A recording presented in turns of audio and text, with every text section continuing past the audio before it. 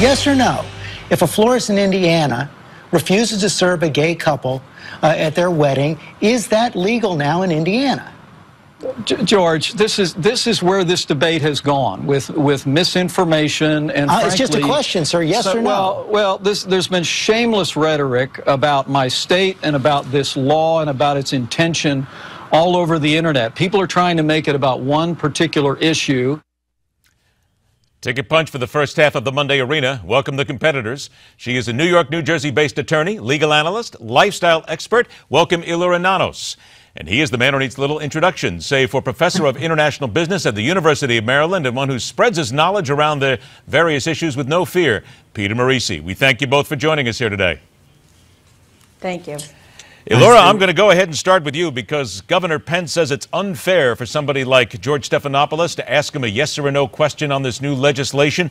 And he says we are being mischaracterized. Matter of fact, we just had a morning talk show host from Indiana join us, and he said it's all lies. It has nothing to do with anything people may call discrimination. All right, which side do you fall on? Yeah, I fall on the side that says that that's ridiculous. I think that those are the exact same arguments we heard during the 1950s and 1960s when so-called regulations were put in place in the South to disenfranchise African Americans. This is ridiculous. This law is a gruesome intersection between politics and law. And to say that Stephanopoulos' questions were mischaracterized is completely disingenuous. Does this stand the test of a legal law?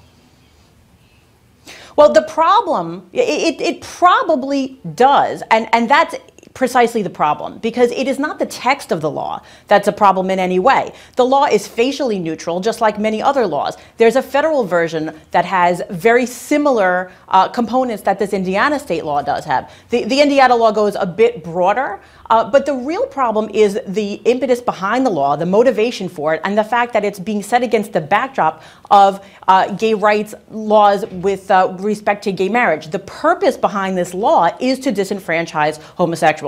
And any other characterization is just flat out wrong. So, and we really are going to see a problem in the fact that the law as it reads maybe looks okay, but it's the way that the law is going to be applied that really is the true problem here. Peter, I guess what a lot of people have a problem with it, they're saying, wait a minute, this is the 20th state in the union to adopt a religious freedom restoration law, so why is everybody hammering away at Indiana? Well, the question is whose freedoms are going to be impaired and where do you draw the line? The Constitution requires that the government give you things like due process, do not deny you religious freedom.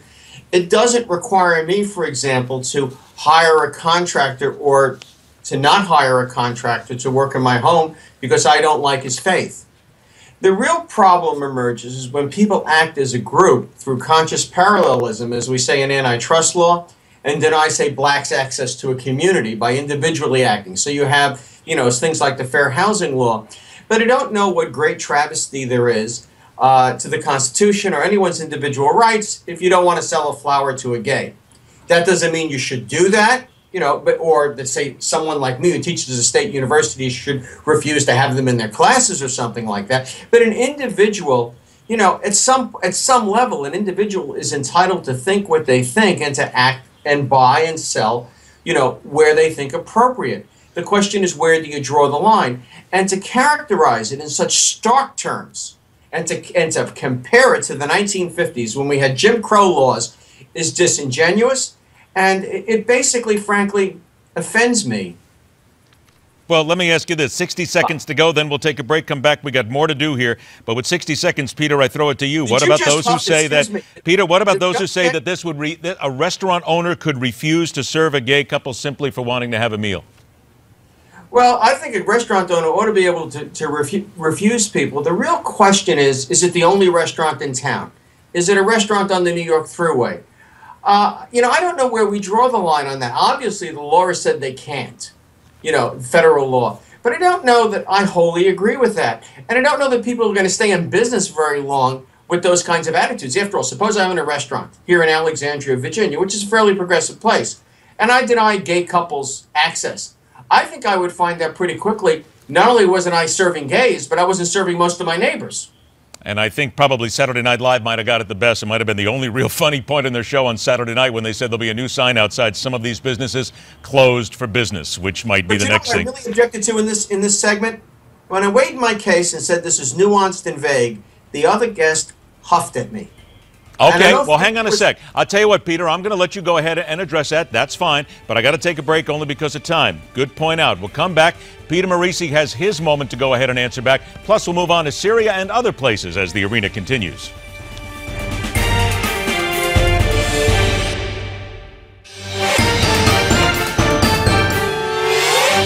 All right, welcome back to the MidPoint Arena. New York, New Jersey-based attorney, legal analyst, Elura Nanos, and professor of international business at the University of Maryland, Peter Morisi. Peter, I want you to go ahead and address this because I think you felt perhaps, maybe incorrectly, that Elura had huffed at you. What did you hear? Remember, I can't see. I can't see her. I can only hear her. It was my impression that when I made my point, she huffed.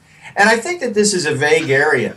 At some point, individuals should be able to act as they choose to act, even if it means choosing not to do business with some other people. The broader society will judge them as well. We can't reduce everything down to a set of rules. I mean, clearly, laws like the Fair Housing Act played an important role and continue to play an important role. However, I don't know that we need to compel people at every level to think in a certain way. I don't really want to live in Singapore, which is kind of like Disney World with the death penalty. I don't want to live in that kind of world. All right, just wanted to make sure that we got it. And by the way, I just want to bring this out on this, Elura, you did not huff. We're good.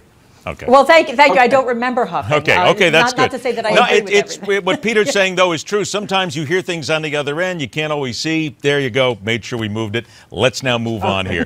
Let's move overseas, if you will, to something else. The Syrian President Bashar al-Assad said on 60 Minutes Sunday, the accusations that the Syrian forces are targeting civilians absolutely false. They could never win this kind of war if they were killing their own people. And here's what he had to say. It's not traditional war. It's not about capturing land and gaining land. It's about winning the hearts and minds of the Syrians. We cannot win the hearts and minds of the Syrians while we are killing Syrians. We cannot sustain 4 years in that position as a government and me as president while the rest of the world, most of the world, the great powers and regional power are against me and my people against me. That's impossible. I mean, this logic has no leg to stand on. Elura, let's get to this from Bashar al-Assad, winning the hearts and minds of Syrians. I don't know about you, but it kind of strikes me a little bit odd for a guy who's a dictator, and human rights is certainly not something that you think of first in Syria, winning hearts and minds of people. Look, do we trust this guy at all? I mean, that's really got to be the question here, and why should we trust him, Elura? Yeah, I mean, I don't think we should trust him. I don't think we can trust him. And I don't think that appearance helped him, that 60 Minutes appearance. He did not come across as someone who is trustworthy. And those words about winning the hearts and minds of the Syrians, while certainly true, really don't ring true when he says them, because that's obviously not what he's really looking to do. And I don't really think that his appearance convinced anyone that that's what he was doing. So I don't think it was very effective, despite the fact that underlying it may actually be some truth. Peter, doesn't the United States have to basically come to the realization that they may have gotten rid of a couple of bad guys there, but this guy's not going anywhere. He is there to stay just as long as he wants, and no one's going to push him out. Well, I think the alternative to him is ISIS, which is even worse. We missed the chance to get rid of him. We missed the chance to do something on ISIS. And, one of the other subjects we're going to address today is Iran, and that's one of the reasons the president is so desperate when it comes to Iran and so desperate to make a deal. Peter, let us then go right to Iran. Last word, the Iranians are now saying, oh, wait a minute, we found something in the deal we didn't like. Now we don't want to send our nuclear material to Russia or any place else. Peter, isn't this what we knew what would happen? The president had to know this would happen. He is not that naive. The Iranians will drive it to the last minute, and they will basically just say it's not our fault. He is that naive. You can't make a deal with him any more than Chamberlain could make a deal with Hitler. We just can't make a deal with Iran. Once we make a deal, if they start to backpedal, it's going to be very hard to get the sanctions reimposed, given the instincts of our European allies. After all, once the Germans are making money, it's very hard to get them to impose sanctions. Look at their record with regard to Russia. My feeling is that this is just a deal that can't be done, and that I don't particularly condone Netanyahu's tactics, or with Speaker Boehner did. I can understand their concern, and I think that in substance, if not in their tactics and strategy, that they are correct, and that this is another example of our flawed Middle East policy. Elura, are we dealing then, as Peter would say, with a naive president who simply just doesn't get it? Well, I don't know that that's the case. I'm not sure that that's a fair characterization. I mean, yes, this is a very complex issue. And yes, I think Iran is going to be and has always been very tough to deal with. On the other hand, I think that we as Americans really need to be careful in terms of what it is that we're expecting. I think every American would love nothing more than at every juncture for countries like Iran to just say, sure, we're going to give up our weapons, here you go. But I think that there is a way of looking at it to say that perhaps that there is some honesty to be looked at in Iran saying we're going to do this, but maybe not that. Wait a minute. Did you just use the word honesty with Iran? I'm just curious. Did you use the word honesty in Iran in the same sentence? Well, I do not. What I do not mean by that I think Iran is completely, honest and that we should believe everything they say. What I do say, though, is that certainly it would be clearly, patently dishonest for Iran to say, yes, we're going to just give up, anything nuclear at all. So, and my point only is that we really can't engage in any kind of a meaningful compromise about anything unless we are actually willing to compromise. All right. And that's just as a general, concept, as this goes forward. Got to hold that as the last word. We're right up against the clock. Hang tight, Peter. I see you're waiting. So are we. 2 more for the White House and pictures that you'll never be able to get out of your mind once you've seen them. It's coming up next on The Arena.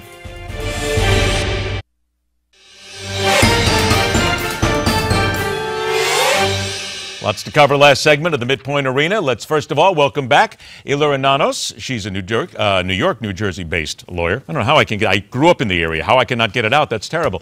And professor of international business at the University of Maryland, Peter Morici joins us. Okay, we got some politics to rip through here. Let's see, Chuck Schumer is going to replace Harry Reid. All right, Peter, I throw this to you first. Does that really mean any change whatsoever, or is that worse? Oh, Harry Reid was a very skilled majority leader. We might not have liked some of his policies or his points of view, and I think that Chuck Schumer is a particularly good choice, even though Mr. Schumer doesn't have much use for me. Why does he? Wait a minute. Okay, you can't make that kind of a statement then without letting me ask. Why does he not have any use for you? Well, we have fenced in the press and that sort of thing, and I have found some of his positions disingenuous at times, and said so, and written op-eds about him. And that kind of thing, and it's gotten a little hot at times. But I mean, he is very skilled, and I respect him, and I think he's quite able and will do a good job for the Democrats. That's bad news for the Republicans because he will do a good job for the Democrats. All right, Elura, to you, quick 30 seconds on this before we move on. Well, you know what? I have to support any New Yorker, especially one that went to Harvard. I think he'll do a good job, and I think that his financial expertise is going to serve him and the party very well. All right, there you go, playing the New York card. Very nice. Okay, let's play the political card now. Here's 2 people coming in, and first to you, Elura. Let's see. We have Marco Rubio and Carly Fiorina, basically indicating that they're going to start running. Is it fair to say that they can run? Very intelligent people, but they will be running not necessarily for the White House eventually. I don't think they're going to get there. I don't think they're going to get there either. I think Carly Fiorina, while I think that she's an impressive person, I had the privilege of meeting her and hearing her speak about 10 years ago.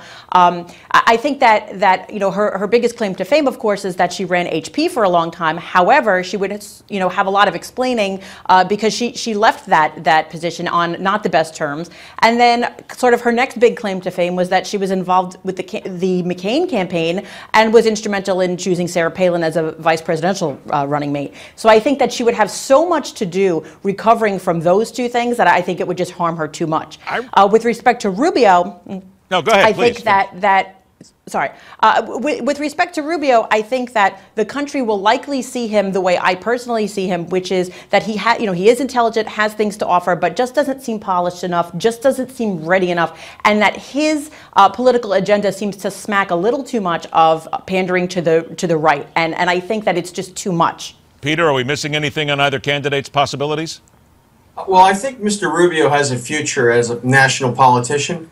And it's conceivable that someday he could be vice president or president, if not in this round. I think Carly is basically running for a position like talk show host, to get something like, a Fox deal or something like that from having become a personality in the primaries. She really hasn't accomplished anything. When she went to HP, she was a promising executive. At HP, she was pretty much a failure. And since then hasn't accomplished very much. So she's more of a talk show personality than a serious politician or an accomplished individual. Rubio that's something else. You might not like his particular configuration of views at the moment, but he's a serious politician.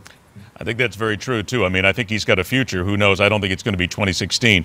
All right, let's get your opinions on both of this. And I know, Elura, because you live in New York City, Peter, I know you follow national news. The New York Post, the front page of it has what I call the absolute note that we are living in the generation of stupid, because here they have the front page of the newspaper, and this has people taking selfies in front of the exploded building in the East Village, and they're smiling while they do it. And inside, we have more people who are taking selfies while there are two bodies potentially inside this. Come on, Elura, this is indeed the generation of stupid.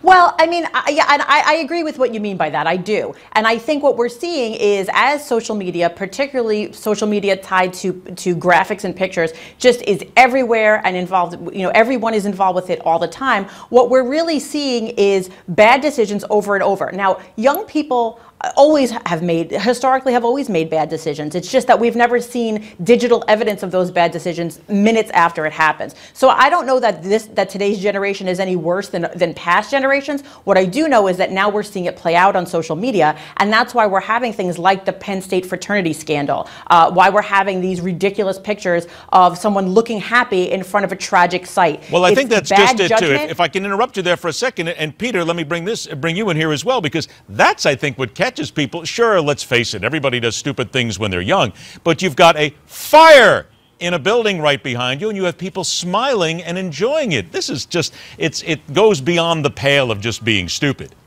Well, these are terribly self-absorbed people. For them to do something like this, and what's very tragic for their futures is, you know, we all did dumb things when we were kids, but they weren't up on the internet forever. This will be, and they will have to live with the consequences. You'd have to agree with that one, Elura. Exactly That's right. the whole thing, because here it is. I absolutely agree with that. We have 1, 2, 3, 4, 5, 6, 7 people in that Village Idiots pictures. All I can say is I can mouth what a lot of my friends are saying. Here's hoping we learn all of their identities very soon and they get out there publicly. It would seem to be fitting. Last thing. We got about a minute and a half left. Peter, I'm going to let you take this one first. I know you're going to love me for this. This is in Ohio at the Barberton Pleasant Point Assisted Living Facility. The folks there made a calendar selling for $12. Peter, it's got a lot of nudity in it, and it's interesting. I'll say that. Well, do you remember the movie Calendar Girls about a bunch of middle-aged British women? That's what we've got here, is a play on that. Although they managed to do that calendar in the movie in a tasteful way.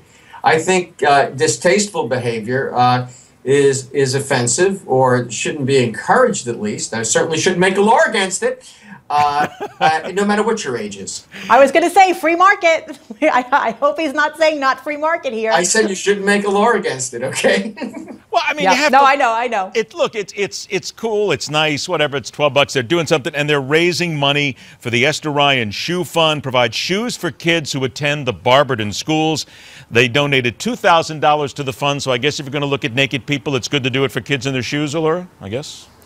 I mean, you know, I can't say that I across the board have a problem with this. If it's working, particularly if the money's going someplace good, I really can't argue with it, despite the fact that it may be really in poor taste. Let's put it this way. The people taking the pictures for the calendar are smarter than the people who took selfies at the fire.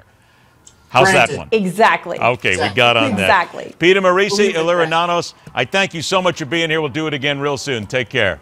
Take care. Bye-bye. Thank you. Arena intermission. Concession stands open. Mother Nature's about to deliver a few more surprises as we head for April's Fool.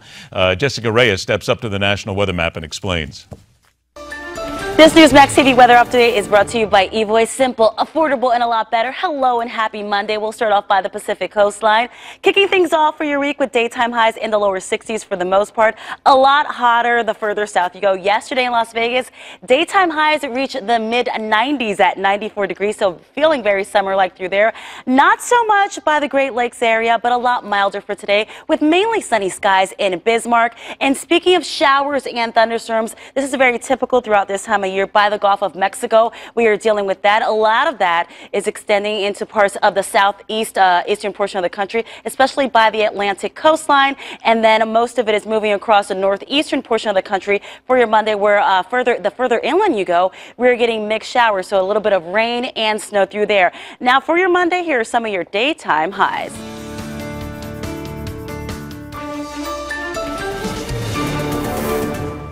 I will admit, always looking towards the Rocky Mountains and seeing how much warmer it is, which means ski season is over. Horrible. Okay. Second half of the arena about to begin, featuring the ethics of server wiping, immigrant toolkits. And we just talked about some people who weren't too smart. Here's where the idiots are on spring break. That and so much more. We go to the second half of the arena right here on MidPoint.